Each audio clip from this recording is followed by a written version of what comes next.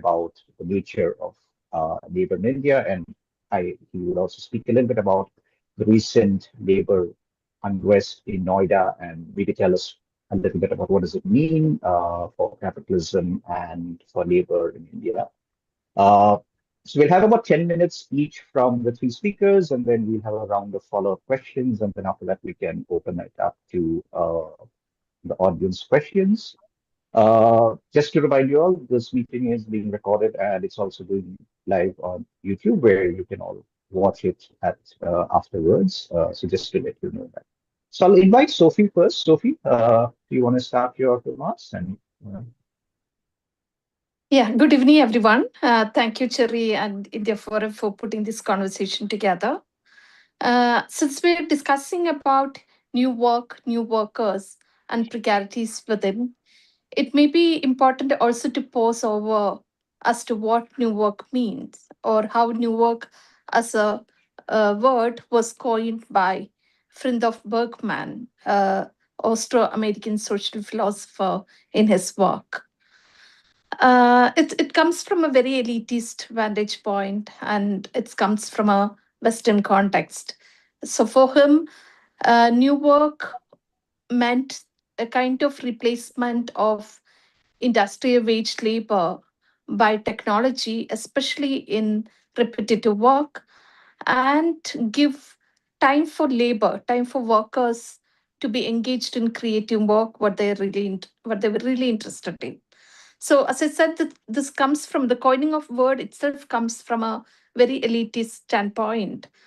While this work got a lot of momentum or vibrance in modern philosophy of work, modern workplace philosophy, the new work was understood to be a moving away from rigid top-down structures and moving towards a lot of autonomy, flexibility, and personal fulfillment idea around work. Largely, the organizations now, when they use new work, it's an umbrella term for adapting the workplace to the realities of digitization and globalization. Since we are talking about new work in the discussion, I think the most visible new workers are gig and platform workers. And a lot of legal discussion, at legal parlance, there is a lot of judicial and legislative discussion happening currently. As we all know that the Convention 193 was accepted by ILO in June 2026 for decent work for platform workers. Hence, a little bit of discussion around the regulatory approach to gig and platform workers may be appropriate at this juncture. Majority of discussion around gig and platform workers were around the fundamental issue of employment classification. As we look at legal literature, I think one of the foundational pillars of labor law also has been contract of employment. So, starting from the founding fathers of labor law, Otto von Freud's philosophical approach to labor law, he talked about autonomy of labor law based on the employment relationship, which is contract of employment in industrial relations. And in gig and platform work as well, there were a lot of discussion around whether gig and platform workers can be termed as, or can they be uh, termed as workers for the purpose of their labor rights. And that's where the idea of the new regulatory approach to consider this workforce as workers do come in. When we look at our legal history of contract of employment, there is enough legal material to look at this employer-employee relationship or contract of employment. The legal history or jurisprudential history around contract of employment starts from Supreme Court case laws from 1950 onwards. So that start with how the Supreme Court then in 1950 used due control test to ascertain contract of employment. Then in 1960s and 70s, we see that it moved into different tests like organizational test. And at a point of time in 1970s, Justice Krishnaiyer talked about economic beneficiary test. And towards 1990s, we see that we are moving away from control and supervision test or control test to an integrated approach test. So at different junctures of jurisprudential history, we had different tests to ascertain contract of employment. So, if we look at this legal material, there are enough resources to ascertain employment classification, even in platform work, between platform workers and aggregators. However, the regulation of work around platform work thinks about keeping them as hybrid category without an explicit status of worker, but with some social security benefits. In this classification conundrum, what we see is four major trends internationally while it comes to regulation of platform work. One one dominant regulatory approach that we see is to classify platform workers according to their specific platform that they belong to, and accordingly provide baseline protections. So, based on the legal definitions and nature of activity and relationship of employee or self-employed status, it is decided, and they fall under each category. And there are pool of rights or floor of rights, all workers as per category they belong to. Beyond the classification of employee or self employed, there is this employee like worker category with favor conditions and with rights to conditions of standing orders covering pay, workplace health and safety rights. These workers also have collective rights, protection against unfair contractual terms, and safeguards against unfair deactivation from platforms.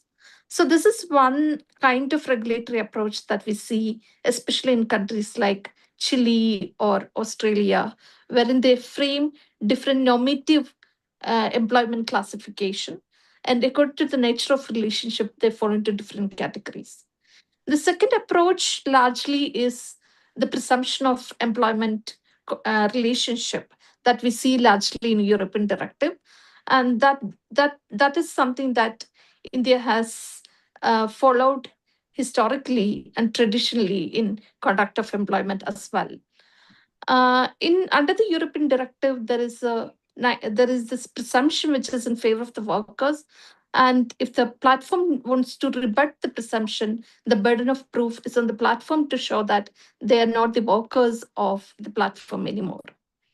The third approach that we generally see around is how the enforcement agencies are proactive to kind of to find out the disguised form of self-employment in platform work. This we see largely in Netherlands and UK as well. UK also has a fair work agency to find out wrong misclassification that aggregator does, and then the tribunals take up the cases for judicial interpretation in this area. And the fourth approach is largely followed according to the judiciary's common law approach. So we know that judges across the globe. They have varied approach to ascertaining platform workers' status, and it's basically facts based approach. But largely, we see that there are definitely a lot of case laws that helps the workers to ascertain their worker status in many jurisdictions, including UK and US now. As we look at platform workers' status, the generally in new work, it has been stated that the workers are being given autonomy, but the classification conundrum itself states that, or we find in classification conundrum that the workers literally not having any recognition of worker or being partner in production process. In the There is another interesting phenomenon of new work, which is a flexibility. It is we call it flexibility myth when it comes to platform work. We all know that platform workers are they have they're working beyond 14 hours, and they have the precarity of continuous work and unending availability at work to meet the targets and good rating to sustain in employment. There are also studies. Paul Galvin's study also finds that platform workers, compared to all other workers, have the largest work family conflict. So they are largely being exploited. They're working round the clock. And another precarity that often talk about in platform workers, digital surveillance and algorithmic control. This is a distinctive feature of platform work, wherein there is extensive surveillance and algorithmic control of workers, which often result in very reduced autonomy and heightened physical and psychological risk for workers.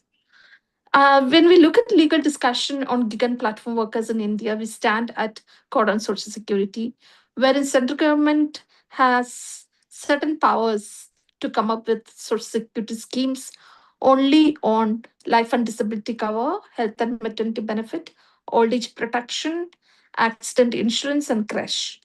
So we find that there is a different categorization of gig and platform workers as opposed to unorganized workers and employees under the code on social security. And the workers only get certain only certain social security, which wherein only central government has the power to give power to give social security.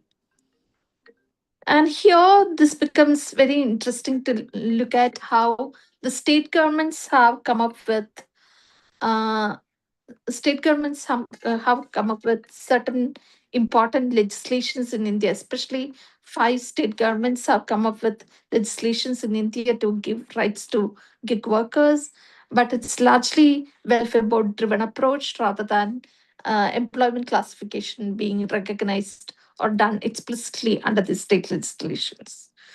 The other category of workers, new workers that I wanted to talk about is workers in global production chains, especially in manufacturing, and the rampant use of contractual workers and the skilled trainees in manufacturing sector. I think I will come back to that in detail during the interaction, during the Q&A, maybe.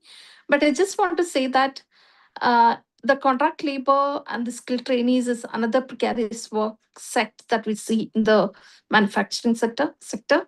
About the contract workers, legally, when you look at how the contract workers are being addressed under the OSH code now, there is a larger precarity workforce, especially the contract workers in establishments. The ceiling limit of establishments where contract labor chapter is applicable is now going high. So we see that there is precarity that is expanding to contract laborers in certain establishments. Maybe I will explain it when it comes to Q&A. Yeah, I'll stop here and then take questions at the later time. Thank you, Sophie. That is a very good overview of how work has operated in India, and we will probably take up, as you said, about what happens in BCCs and in skill training and with uh, the, the follow-up questions. Uh, Now, Sharon, over to you. You want to follow Uh, up? Yeah. Sure. Thank you, Cherry, and thank you for organizing this, and thank you for the opportunity. I'm just going to begin by recalling that opening months of 2026 witnessed a wave of industrial unrest across India's manufacturing and energy sectors. And if we recall, contract workers at Panipat Refinery, Adani's Singrauli thermal plant, IOC's Baroni Refinery, Balco and its power plants in Korba, Ultratech, Petnikota Cement Works, among others sites, mobilized in demonstrations and work stoppages. And their demands all along, these were strikingly similar: statutory minimum wages, fixed working hours, double overtime compensation, bonuses, and enforceable workplace safety. And in several cases, actually, the immediate trigger of these protests was an industrial accident that made the precarity of contract labor suddenly visible. And this occurred despite central governments bringing labor codes with the promise of regulating work and health and safety of workers, and largely empowerment of workers. In April, the agitation spread to Manesar, Surat, Noida, Dehradun, Serakoi corridor, and Punjab, to a textile unit, Sport King. And these mobilizations, as we were following what was happening, were largely spontaneous and led by contract workers outside formal union structures. And most of the places where these erupted, they subsided after verbal assurances of partial concessions, followed by very patchy implementation, if we now look at them. And more seriously, in places such as Noida, victimization and criminalization of protest of the most brutal kind followed. But I think more of this we'll talk another time. Among all these cases which we saw in the earlier months, the Sport King strike in Punjab was actually quite significant for what it reveals, how it revealed the agrarian question of labor. Just to give a brief introduction, located at Jida village close to Bathinda in Punjab, the Sport King factory employs more than 2,000 workers, most of them women from landless agriculture labor households in surrounding villages. And when workers struck for statutory minimum wages in April, local farmers and agriculture labor unions supported them.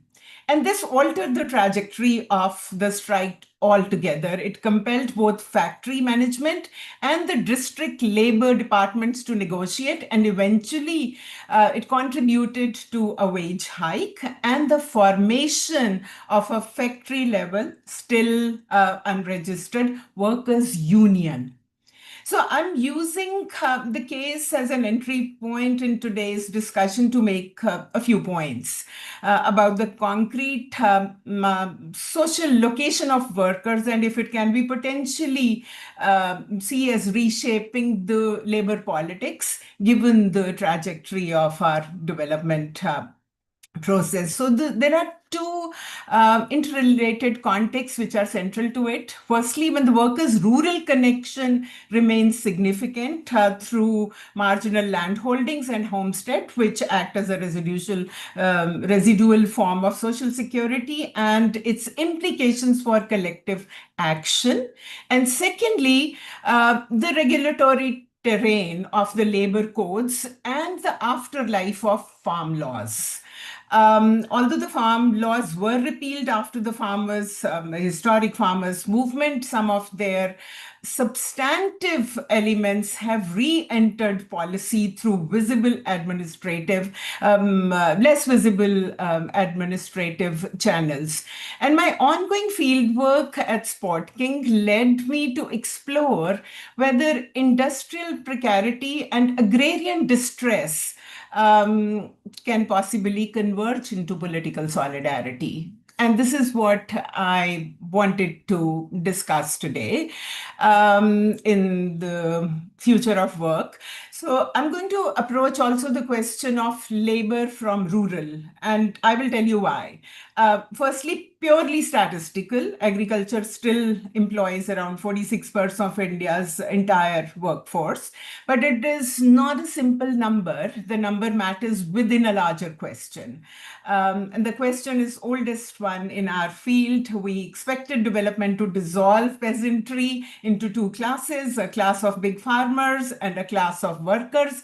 With the surplus population absorbed by industry, as it happened in other places, including England, Japan, Korea. But the Indian data suggests otherwise.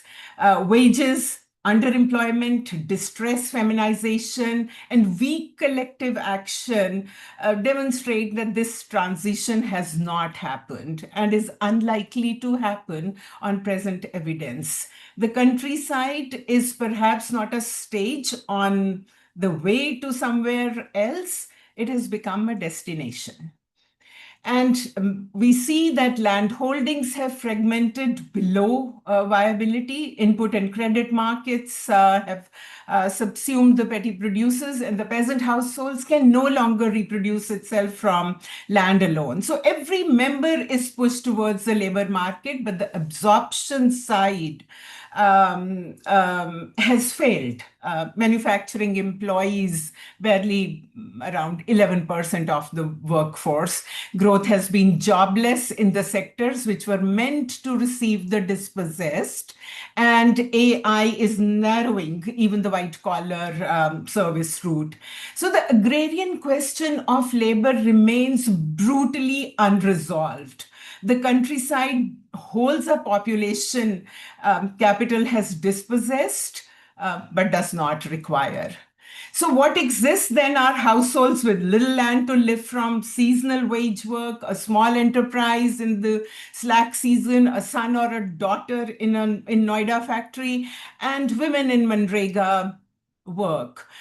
The story is familiar to most of us. The question is what conclusions we draw from it. Rural wage data also clarifies this structure. Real rural wages have grown at less than 1% for nearly a decade, and this is predictable. The household plot and the welfare transfers were part of the cost of reproducing labor power, so employers are not compelled to pay the full cost. The small holdings subsidize the wage, and gender is integral to this arrangement, something I would like to return to in a later part of the discussion. So the impoverished people are managed through welfare, through transfers. The state reproduces the population that capital will not employ, partly from legitimacy, partly from the poor, force these concessions through electoral pressures and waging struggles in the mines, in the fields, and at factory sites. The great welfare architecture of the 2000s, Manrega, above all, and today the free grain system feeding 800 million people is not a footnote to India's growth story, it's constitutive of it. So economic activity driven by subsistence is performed outside factory law, outside social security, and beneath threshold retained by the new labor codes. And add to it climate crisis. The ILO projects that India will lose working hours equivalent to millions of full-time jobs to heat stress, concentrated in agriculture and in construction sectors. And on piece rates, productivity loss is equal to wage loss borne entirely by workers. So the working classes are being made to absorb the ecological costs of an accumulation economy. They're not permitted to join. And with no heat legislation for outdoors work in India, the climate crisis arrives in villages as an unlegislated wage cut, which the workers are bearing. So what does the future of work look like?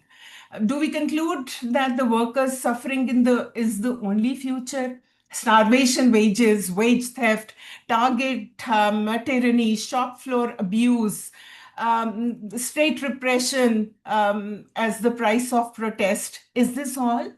that there is only governmentality and the management of population, that the excluded can only petition for welfare, fight for incremental gains, but not wage struggles as a class? Or can we see the situation differently? And I want to just pose this question and consider in this context the wage revolts in Noida, which I followed fairly meticulously, which erupted among workers who were almost entirely non-unionized. They were not seasoned leaders, but ordinary workers, women and men, many of them very young, Generation Z. And when they spoke, the daily humiliation spilled out.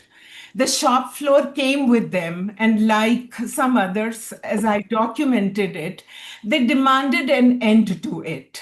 Ab aur bardasht nahi hota was a refrain. We cannot bear it anymore, was time and again the refrain of workers. And this struggle actually forced the revision of wages, which was long overdue. And just the last point about Sport King, when police detained over 100 workers from their homes before dawn, farmers from surrounding villages mobilized alongside them. The rural workers and marginal farmers are often members of the same household, occupying different positions within one reproductive economy. The farm law movement of 2021 revealed the same formation nationally. Petty commodity producers and wage workers held together long enough to defeat the state. I'm not romanticizing this. Such alliances, as we know, are fractured by caste, gender, and uneven relations within and between classes, and they require organizational forms which we have barely begun to invent. But I want to draw your attention to the raw material for a renewed labor politics, which is visibly present. The ongoing struggles in countryside over VB Gram G in India and the formation of workers' organization at Sport King factory suggests that this contest has already begun. And I just want to end by emphasizing that urban and rural labor are not separate subjects. They form a single circulation. The rural households send workers to the city and absorb them when the cities turn their backs on them, as during COVID. It subsidizes the urban wage through land, care, transfers, etc. But let's pay attention to this fact that the conditions under which a Noida worker accepts a 12-hour shift for 13,000 a month are shaped by what awaits her in village if she refuses. A countryside with a functioning employment guarantee wage floor and organized class of labor sends the city a worker capable of bargaining. A countryside stripped of all three sends a supplicant. And the future of urban work is therefore silently underwritten by the unresolved agrarian question of labor. I think this question was not answered by transition. It was deferred by welfare, is now being reopened from above. Our task, analytically and politically, is to ensure that it is opened from below. Thanks. Sharon, I was particularly taken by your comments on the linkages between the agrarian and industrial, especially your comment that it's the welfare architecture is what sort of sustains the industrial sustenance in certain ways, and maybe we can come back to that in the follow-up. Gautam, can I call on you to make your comments?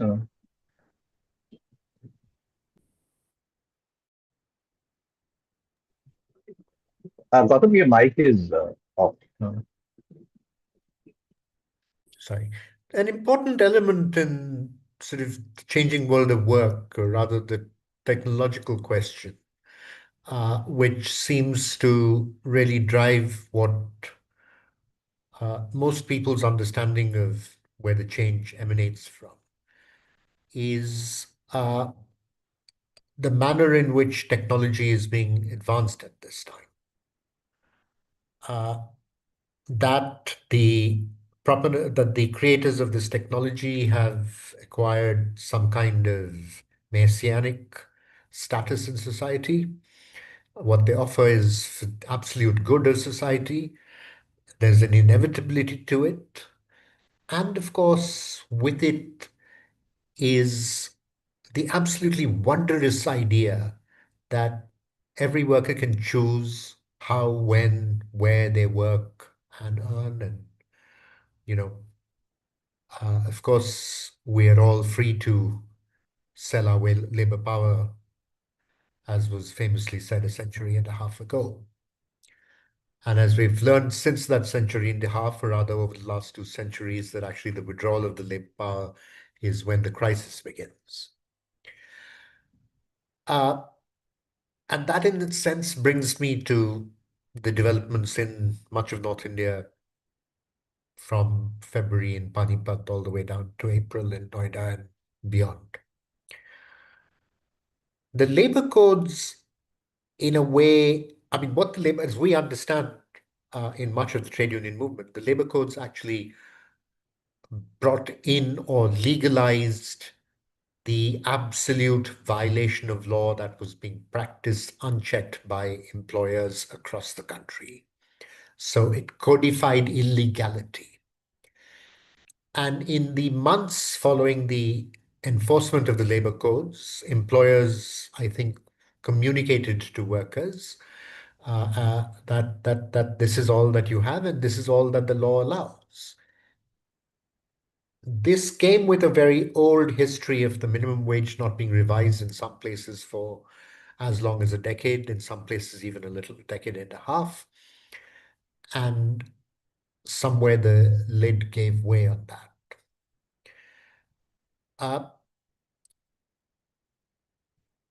But I think we need to flip this coin and look at the other side. Why is the minimum wage such an important element for employers, especially when it's an abysmally low minimum wage? I think we really must reflect a little when we look at the changing nature of work in India, rather on the changing, worsening, nearly carceral nature of conditions of work. I think we need to look at the nature of capital. What's happened in a way over the neoliberal or the so-called liberalization period with opening up, that Indian capital actually has lost most of its freedoms. And they've lost these freedoms because what they lack is the technological advantage, or they lack technology absolutely.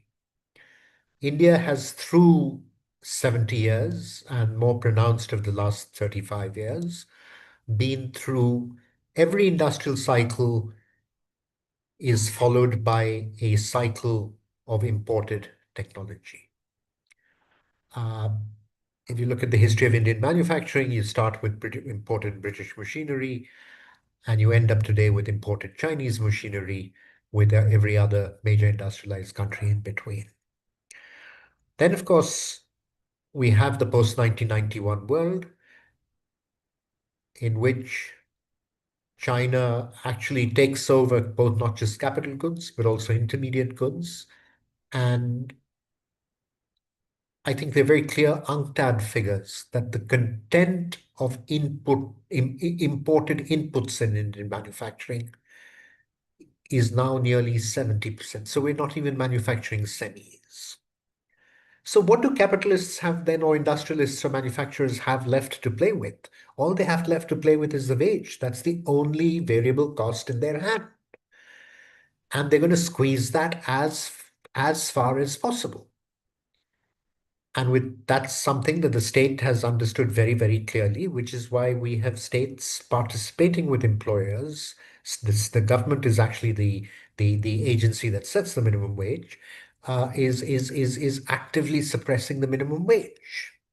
And if by chance, for some political pressure, as it did recently in Karnataka, it announced a half decent, half respectable minimum wage, they then suggest that they'd be willing to review it. Or they use the blanket clauses of saying that this minimum wage is fine, but it's not, but X, A, B, C, D, E sectors are excused from it, which is like three-quarters of industry. So this is a problem. We face a problem of technology. We face a problem of productivity. And of course, with that, we face a historically systemic problem of huge surplus labor in our society, fed, 45% of workers in the countryside are not really working people. They are seeking work. They're mostly underemployed. I mean, there's nowhere, we all recognize that there's no more, by no measure have we ever in our history as a society, uh, since the colonial period at least, reached anywhere near full employment. And our employment data actively filters out underemployed people, and therefore we get this wondrous figure of 4 or 6 or 7% unemployment, which is completely meaningless. So, and I think I would bring that to gig workers. Can we really regulate gig workers? I think that's in a way the ultimate question. And I would turn that question to, could we ever regulate agriculture workers? If we could not regulate agricultural workers, then I think there's a question we have to face ourselves. And I certainly believe as trade unionists, trade unions have to face it. That gig work today is the next best work after agricultural work, or it's the second worst work. You become a gig worker not because you want to, but because you have no choice. It's not just about high turnover, but when you have no choice, then how much do you actually, what is your capacity to press for your rights? That is a very real question we must face it. Gig work is not lifetime employment. Gig work is not a gig work what a gig worker wants to do all his or her life, um, irrespective of what the gig may be. Uh, uh, so I mean, we're looking at a complexity of work, of wage, of conditions of work, of working hours, of lack of uh, access to basic safety. We had a there was a brouhaha some time ago with people talking about, oh, the 10 minutes work is unsafe. But a gig worker wants 10-minute work. Gig worker wants 7-minute work because they're paid per unit of work. They have not asked us to they've not asked to, so we're looking at extreme level workers working under extreme levels of exploitation, physical exploitation and danger at inordinately low wages. So if they could deliver within 3 minutes, they'd be happy too. Because so any sense that we can bring about a regulation of any meaningful scale in gig work, I believe is something we need to think very hard of and ask ourselves realistic questions. I don't know how much time I have left, but I think part of what I would add to the crisis of the conditions of work is, beyond a point, all forms of social security that are being looked at are state-sponsored. And why is it that we are asking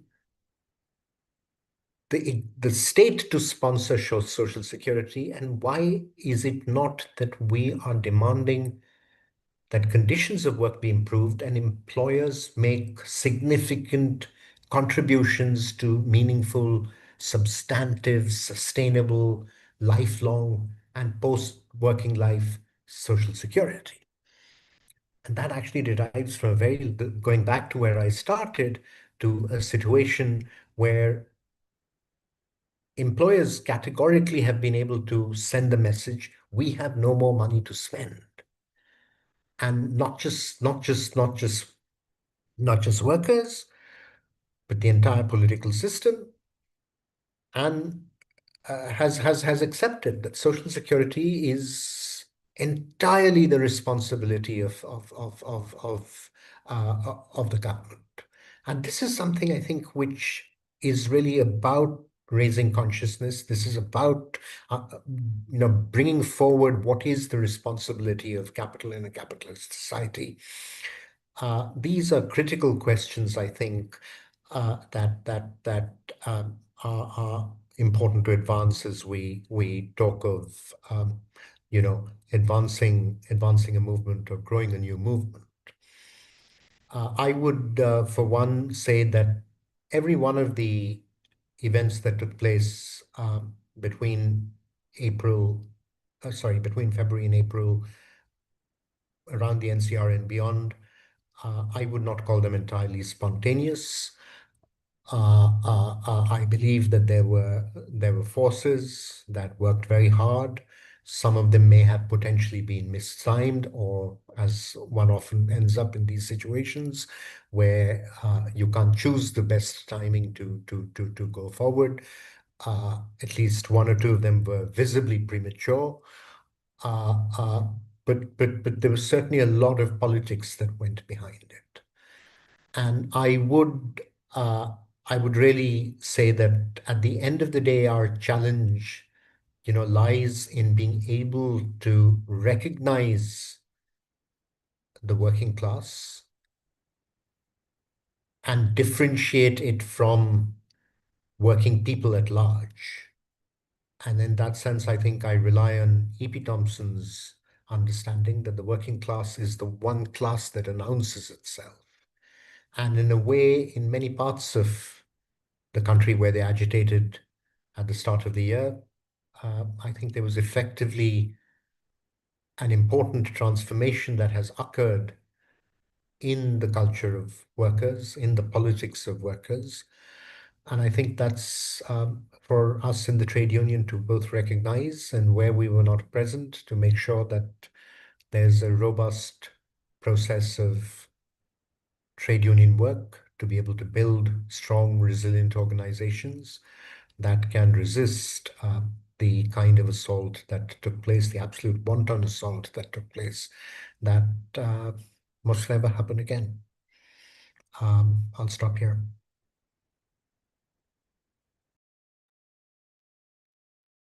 Thanks, Gautam. I think what I found particularly useful is your analysis of the wage theft as, in a sense, a structural function of how the economy is, about the fact that the lack of technology means that wage squeeze is the only thing that can happen to for companies to profit. And I think that's something that we witnessed across sectors, that essentially Indian entrepreneurship and Indian innovation is, which has come up, is mostly about arbitrage of wages rather than any form of uh, innovation. So all of the unicorns, I think, do that. But I think what you've said also raises an important question about the fact that, and I think this goes back to Sophie's discussion of regulation, and of is also the fact that, is it at all possible to trust the state to enforce regulation in favor of workers? So, and is it a question of the state unable to be sort of one step behind changes in work, or is it about the fact that the state itself is complicit in making it so? So maybe in I can ask Sophie to sort of come in on that and ask about whether this is it is at all possible to expect the state to sort of weigh in favor of workers, or is it something that is the state has been pushed to, as Gautam said, through a more massive trade union activism and through the working class announcing itself in senses? Yeah. So I think the all discussion relating to the worker status for platform workers, we are arguing that there has to be a political status of worker. Hence, all labor rights, including unionization, mobilization, collective bargaining, strike, all of these rights also come to platform workers. And when it comes to regulation of platform workers, there are different discussion and different complexities, as Gautam said, about its regulation. But as I said, there is also enough legal material available as to how to bring in legalities into deciphering employment classification. So, as I said, there are different approaches globally. And one of the interesting approach in Chile follows this approach wherein they look at the nature of the activity that platform does and what is the relationship between the aggregator and the worker, and accordingly classify the worker either as an employee or as a self-employed worker or as an employee-like worker. And the pool of labor rights is available for everyone. That includes working conditions, payment, in the sense regular payment, security against termination, etc. So the gig and platform workers, since there are diverse category of workers within gig and platform, we understand that one classification cannot fit for all gig and platform workers. So any person working in gig or platform is a gig and platform worker, and they should get labor rights. And based on the kind of activity that they are engaged in with the platform, there is always a possibility for classification and making the aggregator or the investor liable for providing those benefits. And that's what certain states like Chile, Australia, and to an extent, UK has done now. It's about how do the state really want to position position and kind of enforce liabilities on the aggregator. As Gautam said, there is a lot of exemptions being provided to the uh, employers, and we see that in the offenses and penalties under each courts as well. The offenses and penalties are no more it's all no more punitive now. It's all fines and very meager fines in the case of the employer. So there is definitely that's why the labor courts are also termed as employer friendly to an extent, taking away the liabilities largely from the employer's shoulders, and state taking over social security. And it's also wise that code on social security classify platform workers very differently from employees or unorganized workers. So it's very clear that they don't want gig and platform workers to be considered either as employees or as unorganized workers. They want to keep them separately as a hybrid category, wherein they would be only available to, they would be only, they would only get the sort of security schemes that the central government gives. The aggregator is not visible as a liable employer. There are no obligations on the aggregator visible under the Code on Social Security. And as we look at the state legislation, those are coming under in Karnataka, Rajasthan, Jharkhand, Bihar, and Telangana. We also see that there's no employment classification even in state laws. There is, at least in Bihar legislation, Bihar and Karnataka, it talks about fair contracts. Hence, there has to be, hence, we understand that there is a contractual relationship, an employer employee relationship between the worker and the aggregator that is implicitly coming in there. But otherwise, explicitly, there is no classification, employment classification done even under the state laws. So the political status of the worker is something that is missing across the regulatory approach in gig and platform worker in India as well.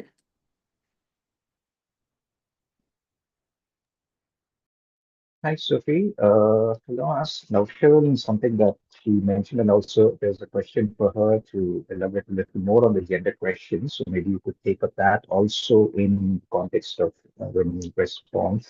But something that I was struck by your field, what you had brought in from your field work in Punjab was the fact that what you mentioned, I think that rural still remains a form of certain security and as a form of backstopping for most people who work in the industry sector.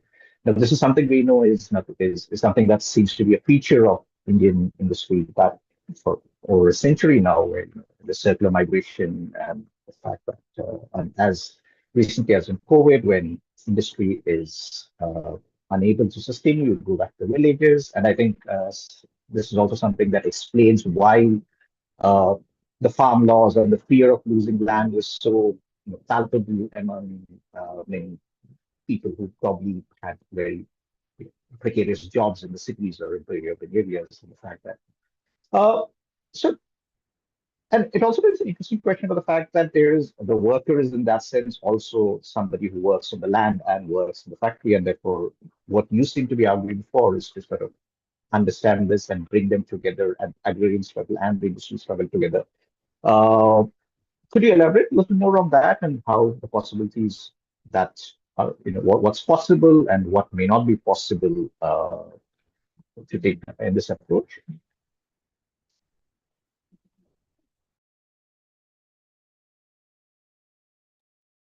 Your mic is off, Nifel.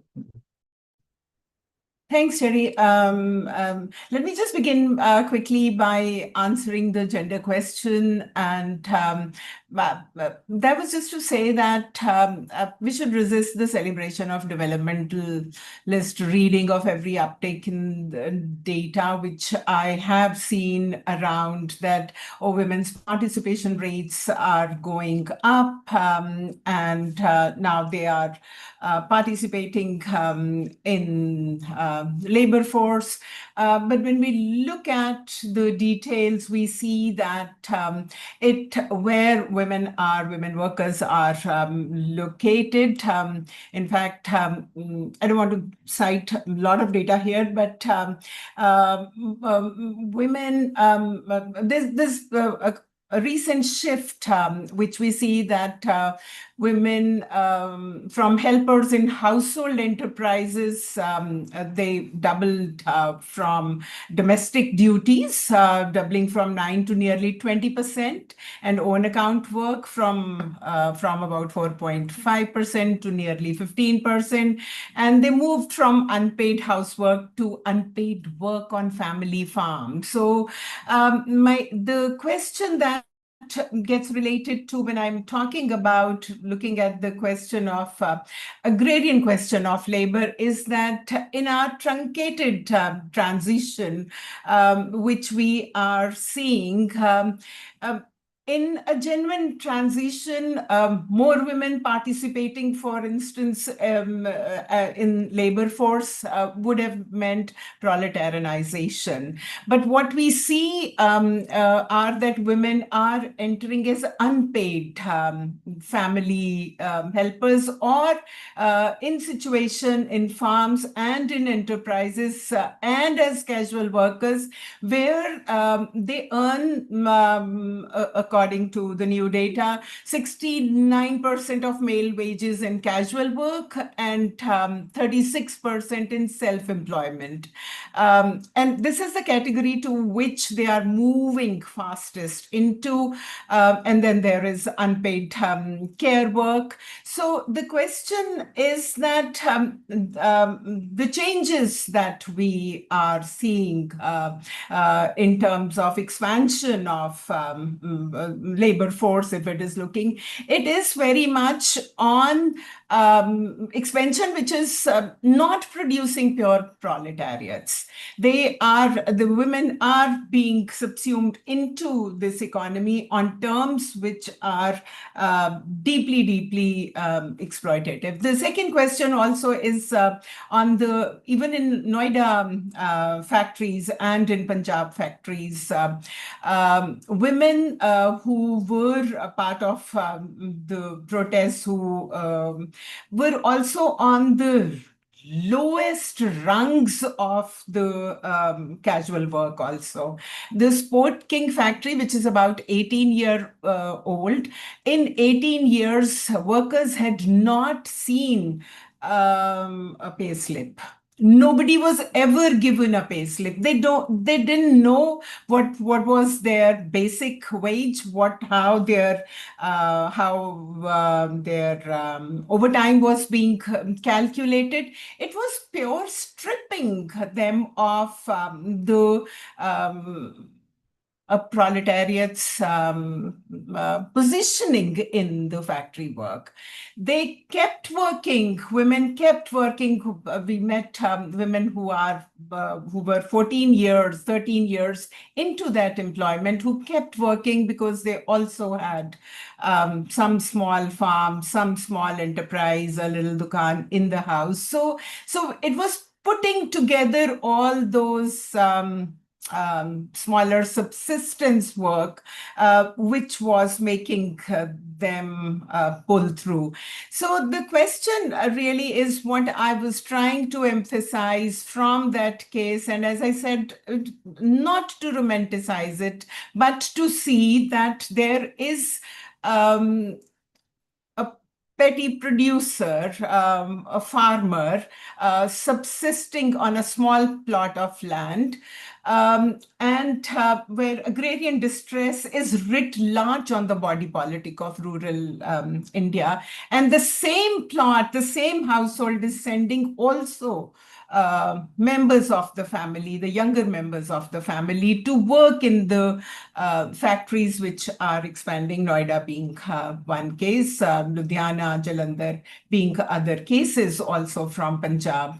So unless the two crises are seen together, the precarity of labor there, where their 13,000 is being supplemented by what exists there, and the agrarian distress, which is somehow being stretched because there is 13,000 of Noida factory income, which is adding to it. And workers were very clear. I mean, in a number of places, they said, if we fall sick, we have to go back. There was a worker who said, I fell sick. I did not have a single penny to buy medicine. अब mummy को कैसे बताएं कि कुछ पैसे नहीं है? And the worst fear of every migrant worker to get money back from home, from rural areas, from where they came, to sustain themselves in the cities. So there is a connection, and why aren't we seeing this connection? Seeing workers only as migrant workers and not see the connections, and then try and build political strategies to actually bring something together. My only argument was that in looking at the conditions of labor and the conditions, can they be related to a larger labor politics to bring the two together? Thank you, Ms. Sivan. And I think there is some questions there for Gautam from what you've said. I think what you've seen to suggest is that it's essentially the rural that is insurance and also the kind of welfare architecture that keeps people sustained. So it is the crisis there that sort of heightens the precarity of the industrial work. So, so Gautam, my question is that, when you say that the working class has to announce itself, what does this picture sort of, how does it complicated by the fact that there exists both a certain agrarian context, but also a certain uh, welfare context, which provides a certain bare minimum to keep you afloat? So how does that sort of complicate the picture that you were describing of what could be done to make the working class announce themselves? You're on mute. To me, working class politics is not to the exclusion of the countryside and is inextricably linked with the countryside, because it's the crisis of the countryside that allows uh, urban areas workers in the urban areas to be exploited at the rate they are. There is, as Navsharan pointed out, a thin line for a very large section of workers between urban and rural, where there's constant flow and counterflow. Uh, um, I think the question is, what do we recognize as the key component of the rural proletariat. And this is something that's been a matter of debate within the Indian left from the early years of independence and somewhat unresolved, although, in my view, quite easily resolved if we were to actually look at assets. And I think that would be, it's not just loss of income, it's also the asset bases and therefore the scale of social insurance that one section of the rural community enjoys over the vast majority of the rural community, which has a very thin or low asset base. So we certainly need to be able to link between the urban and the rural working class. If there was any doubt, COVID and after has proved it. The rural working class, the rural areas, and the social insurance of the country's entire working class after a fashion, and the scrapping of the NREGA is in a way an attempt to, not just cater to large farmer interests in terms of the agrarian wage, but also to break the back of that social insurance and force workers to stick around in cities and not go back to rely on NREGA or live in homes that are dependent on NREGA and where the bottom cannot go below a certain minimum, which is not possible in cities where, especially where workers are relatively short-term or near-term migrants. I would certainly think that this requires us to engage with both those contexts, but I think we need to be able to look at what section of rural society we genuinely believe that can be in alliance. Coming out in solidarity within a locality is a necessary condition, but that's certainly not a sufficient condition that often does not sustain over time. And I think we must recognize that a very large section of the land holding farming community is, at the very least, to put it very mildly, is ambivalent about the agricultural workers minimum wage, and is unwilling to discuss that issue in relation to whether the agricultural minimum wage as a fair and acceptable wage be built into the MSP, into the minimum support price. So there are issues of middle and large landholders in the countryside, which we cannot assume to naturally flow just because of their declining incomes and their declining cash prosperity or in earnings. We cannot. I don't think we can jump to a conclusion that an alliance with them is both natural and something that will happen. I think the old question of peasant class differentiation still must be addressed. I don't think we can turn our back to it, and that's where I believe we would, I would certainly draw the line between how we connect with both urban and rural politics, working class politics. Thanks, Gautam. We can now take a few questions from the audience. So if you have a question, you can either put it in the chat box or you can just raise your hand and I can call on you to ask. So you can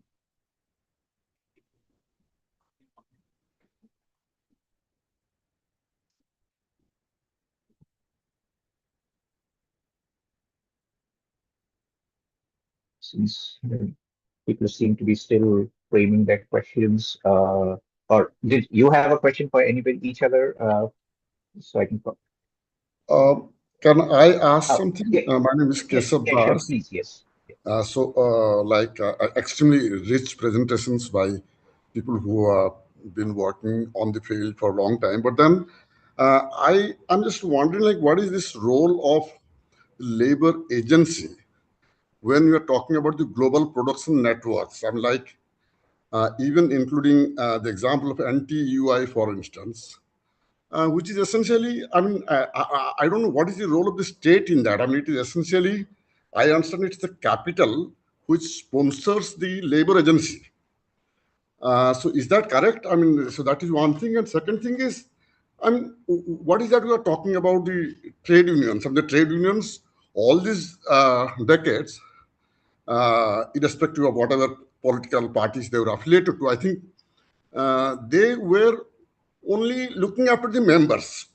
So if I'm not a member, so the trade union is not much worried about me. And the other thing is, absolutely, if you see the trade union data from 1952 till let's say 2017, for which we have data, there has been a very heavy male domination in membership. So there have been sort of issues like that regarding the traditional known celebrated labor agency that we did not question, and we do not know anything about, like as Mr. Gautam was very nicely presenting, saying that there is no choice. So if I work for a global buyer and the trade union is not interested because it involves global capital, so who is going to be the labor agent actually? So that is my question. So if you could please.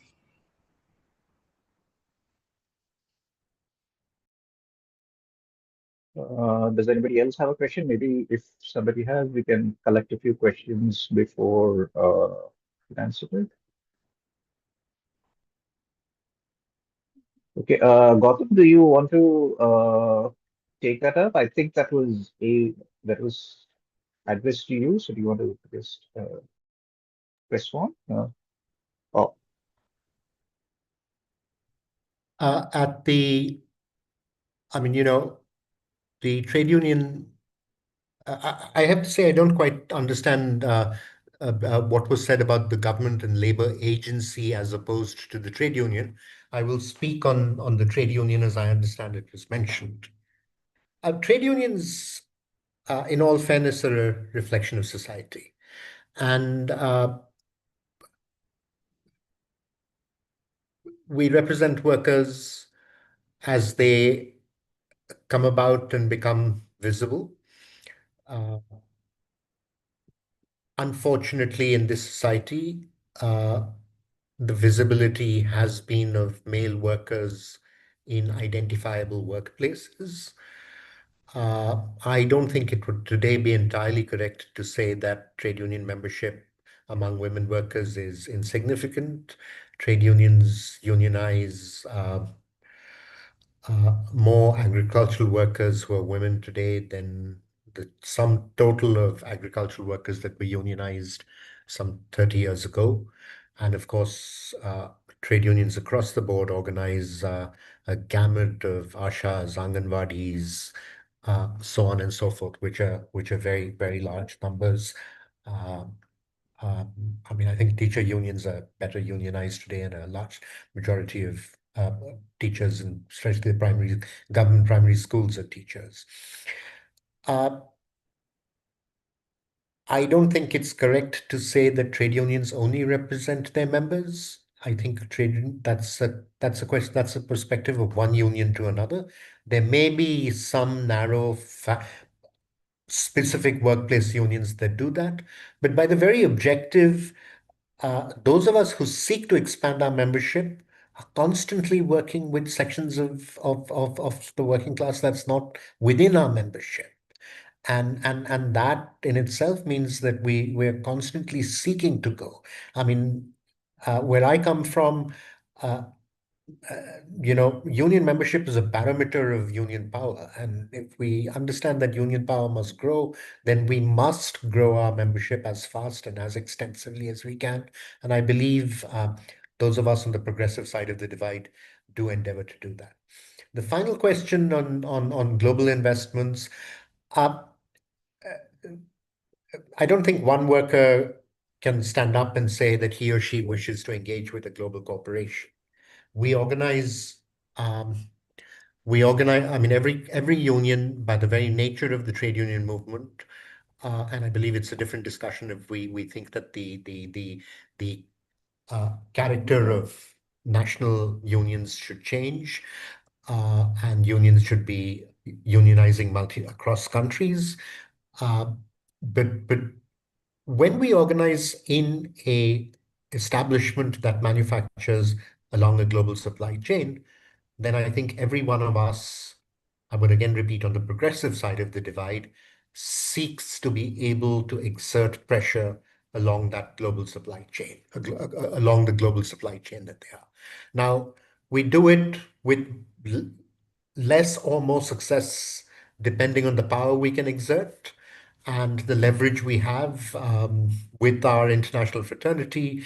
There may be, if there is no union in the parent country, in the parent company, then that becomes very difficult. If there is a militant fighting union which we can coordinate well with, like our own, then in a country, then that becomes much easier. So these are specific things, but I think for all of us in today's world, uh, union building our unions to have a strength to be able to bargain and to push and advance for global standards across along a supply chain is really a very, very important target. I mean, that's how we see unionizing, certainly, most certainly in both manufacturing and in advanced services. Thank you. Thanks a lot. Mr. Jose, your camera is on. Did you have something Yes. to? Can I raise a point? Yes, please. Yes, please. Okay. Thank you, Sherry Quincheria, for comparing the discussion. It's indeed nice to see a lot of persons I know in the profession with passion, concern for the causes of workers. Let me, in passing, make a gentle suggestion that next time we have a meet like this, let's try to be slightly more specific, focus on one theme. Say, for instance, one of the labor codes, and talk around it, rather than focusing on or raising concerns about the multiplicity of issues in the world of work. And here we run the risk of not having a common code.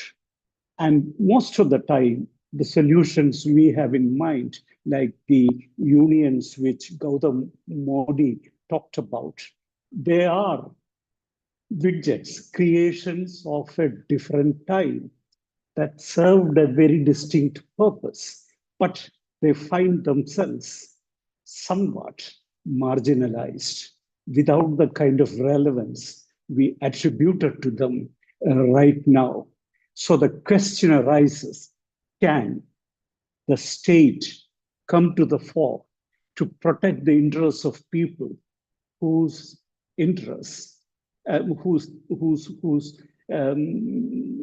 who are being marginalized? The running theme of all the discussion, all the points raised in this meeting, that there is distress arising all over India, and people are being cornered. Work is diminishing, wages are narrowing, and people are finding themselves in an extremely difficult terrain.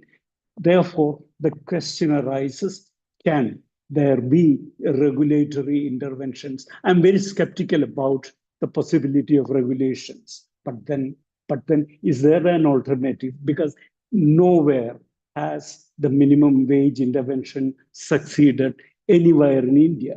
Nowhere has the attempt to provide a quantum of employment, a minimum quantum of employment to the rural poor succeeded. All these are very clear distress signals in the horizon. And to me, the way we can deal with them is to take them up one by one, rather than going around a whole lot of issues and not being in a position to take anything home. Thank you. Thank you. That's something we'll keep in mind for our next webinar, which will hopefully happen in a couple of months. So we'll keep it more focused as you. So thanks very much for that suggestion. Anybody else? Does anybody? If Yeah, nobody Jerry, else can has any I question? ask a Yeah, question? yeah. Yeah, Ram. Just to comment at the end, at the very beginning, the kind of provocation for this webinar was the Noida. I was going to use the word uprising. Perhaps that's too strong a term. Industrial action. What I want to ask the panelists is, what was the confluence of factors? I'm not talking about Noida, but Navsharan said across the north there was this outburst. Was there a particular confluence of factors that led to this, or was this just waiting to happen, and then there was one event somewhere, and then it spread?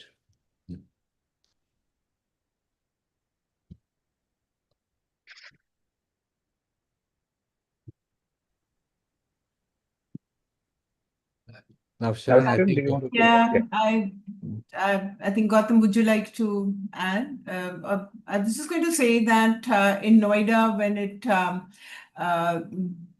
followed Manesar, where a 35% hike in wage was announced, and the same factories in Noida, the same Richa Global, the textile, and others, the workers came out to demand. But the first thing, actually, the day they came out, and it was interesting to see that the only thing they were talking about as they were approached by independent YouTubers was that this was against hunger. It was the prices of gas, which had cooking gas, had become so high that they were even unable to afford that with the meager salaries that they were getting. So every worker spoke of the gas prices becoming 2 times, 3 times, 4 times, and 5 times, which, as they say, broke the proverbial back of the workers when they said we can't even eat. And then some of the factories actually started offering food in the canteens, but that food itself was such a big humiliation, because as the workers came out, they said, do you think we are animals? Do you think we are not human? Because the food you are giving us is uncooked, semi-cooked rice. The dal doesn't have any dal. It's watery and it's stinking food. And while they also mentioned this, they saw that good food being served to the managers, to the supervisors, and workers were being made to eat food which they said we rejected because it was not even fit for animals. And a lot of the workers, and I also wanted to respond very quickly to what Gautam said, that it was not entirely spontaneous. Yes, spontaneous in the sense that it was not, the workers had not given previous notices to the factories that they will be going on hartal or protest, strike if their wages are not hiked. In that sense, it was very spontaneous. But yes, years of work, and the work which has also come out in the sense that how many now the workers, the solidarity groups which have been criminalized for taking workers' cause up. But basically, the workers, when they came out, they did not have any flag. They did not have any union placard. I mean, most of them were holding a small placard saying 20,000, salary 20,000. This is what they were demanding, because less than that, they were unable to feed themselves. So Ram, to answer your question, the immediate thing in Noida was actually the gas prices and the food, which they were unable to afford because of the rising gas price. But other than that, it was all through. When they started speaking, actually, it was the wage was so low that they were unable to cover their children's school fee. They talked about shattered dreams with which they came to cities, that they'll be able to send their children to school so that they don't have to the children don't have to then do the same kind of labor. But they said, now we've resigned to that fate where our children, we are just feeding them so that they are physically strong enough to be able to do this heavy labor work which they are destined to do because of the salaries that we get. So basically, it was the very, very low wage with which they were even unable to reproduce themselves physically, which became the reason for them to come out. Yeah, thank you. Kapil, Yeah. do you want to add something to that?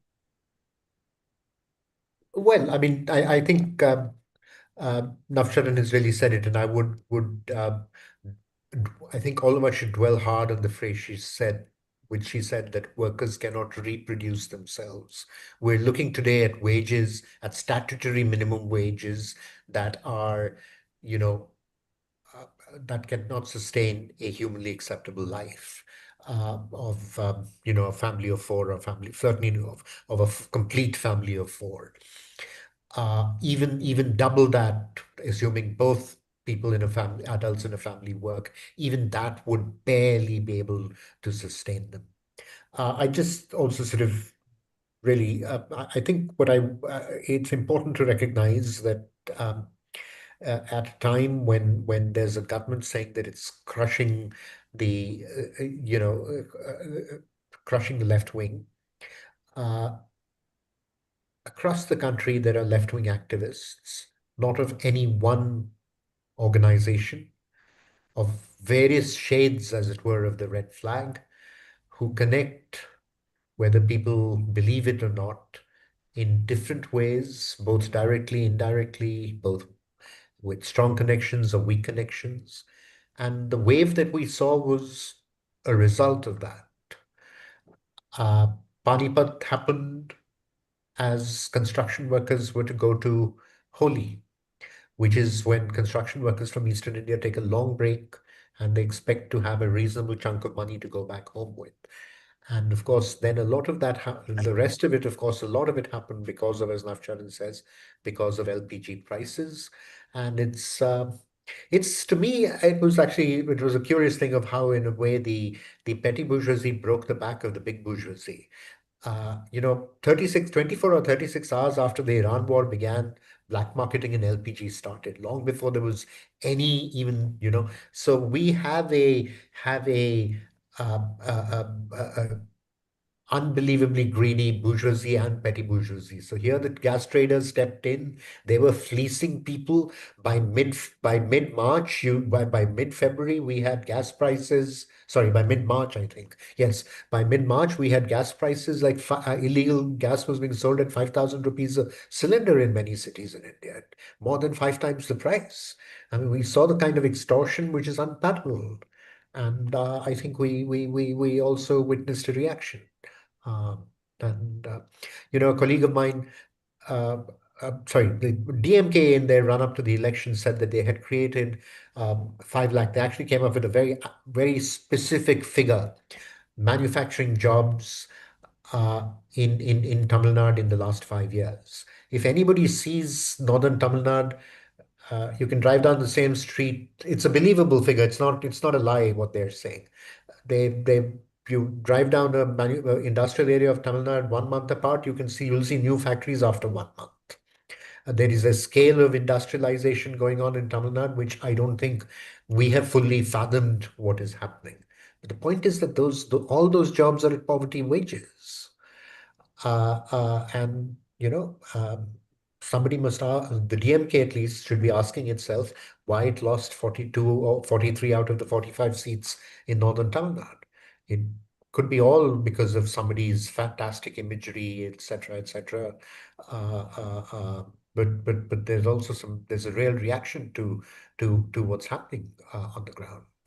So while Noida workers may have come out in protest, workers in northern Tamil Nadu, especially in the greater Chennai industrial belt, showed their protest in a different way. You probably don't have 20,000 of those 500,000 workers earning more than 20,000 rupees a month. And there are probably not more than 5,000 of those 500,000 workers who are in a strong, stable, fighting trade union. The DMK did not allow any union to be established in the 5 years in its industrial belt. This is what we're faced with. So just Thanks, one more Gautam. thing, if I just add a very quick thing about what has happened after the Noida strike also.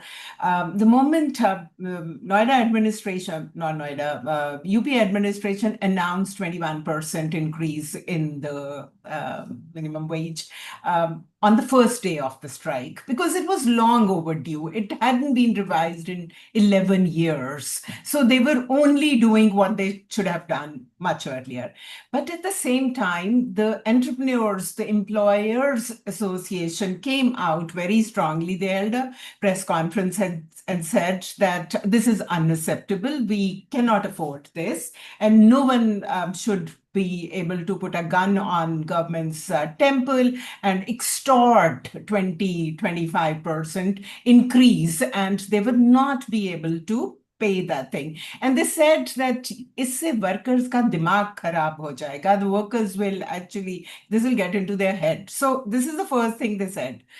After 10 days, they came back again and said, well, our government is very benevolent. They want to see welfare of workers, and they've announced a 21% increase, which we find difficult, and double rate of overtime. So what, as association, we've decided is to actually not have overtime at all. We will run double shifts so that more employment can be created in under Mr. Yogi's able administration. More people find employment. So in the end, what happens is that workers have actually, there's no overtime at the moment, because instead of doing double overtime, no factory at the moment is running double shifts, very few, because the orders are also small because of the war and situation. But there's a push back to that, whereas workers came out when they had everything to, I mean, all odds were stacked against them. They were not, many of them have not been taken back. So many hundreds are still struggling with their bails and cases, etc. And yet they, but on the other hand, look at Capital, how they came together to actually buy more profit, gained more from this situation, and not leave anything to the workers. Thanks, Pranav, Sharan.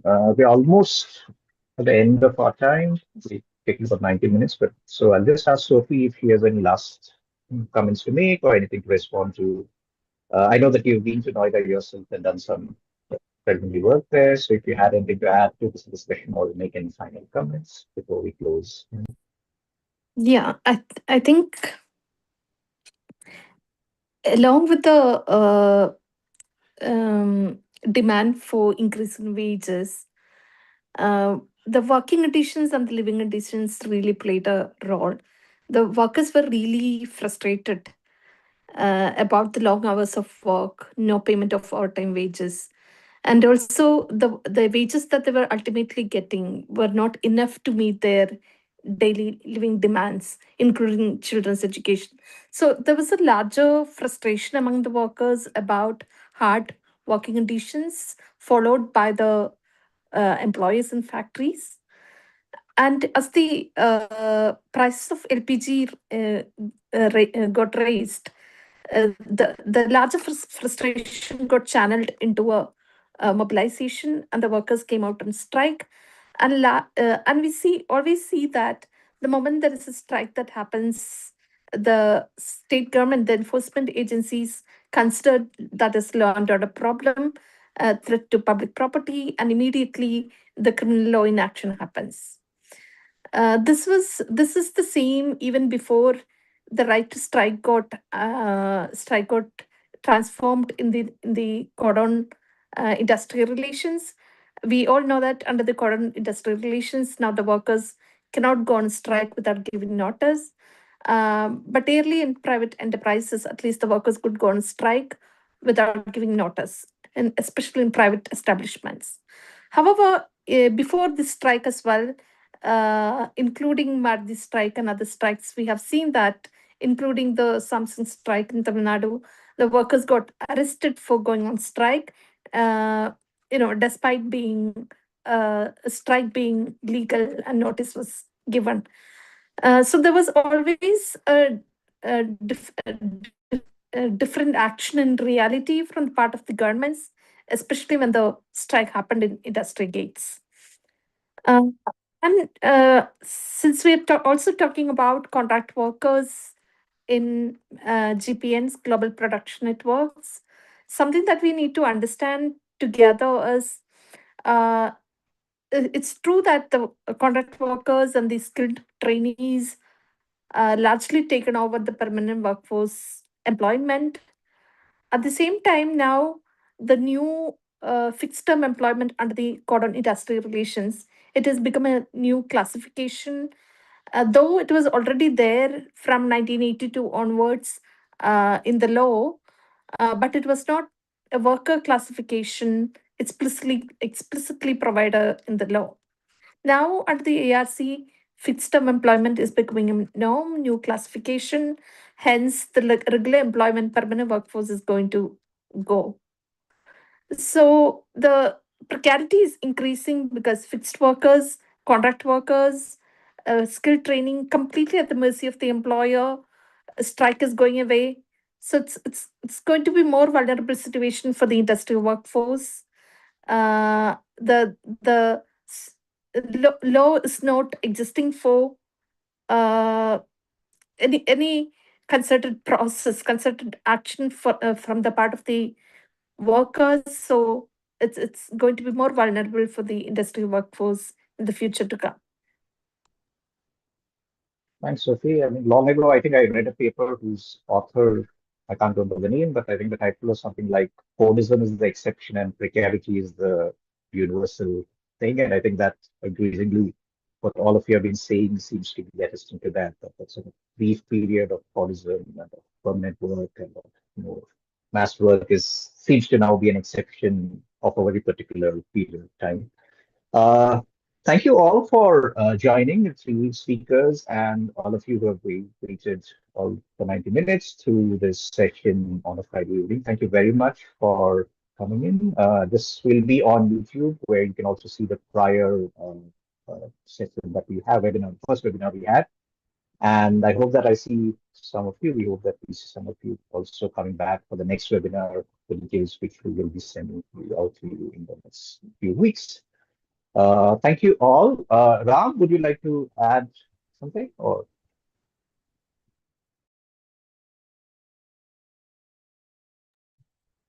Thank you again, all of you who have joined. Yes, somebody is asked to be added on the mailing list. Of course, we will do that. This is a series that we have started. This is the second, and we hope to have one every quarter.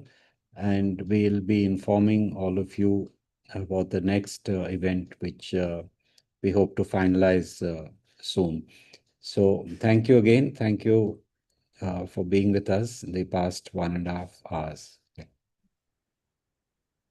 Thank you, and see you in the next